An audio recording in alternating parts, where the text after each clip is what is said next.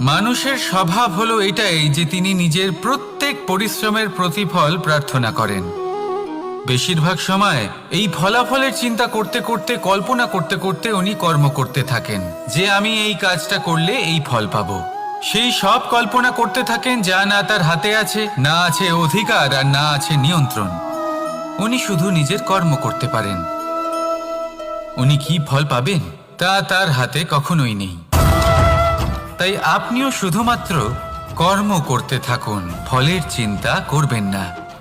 মনে রাখবেন, শিকড় এবং শাখা যেভাবে একে অপরের সাথে জড়িয়ে, সেইভাবেই একে অপরের সাথে জড়িয়ে কর্ম এবং ফল। যেরকম কর্ম আপনি করবেন সেরকম ফল আপনি অবশ্যই পাবেন।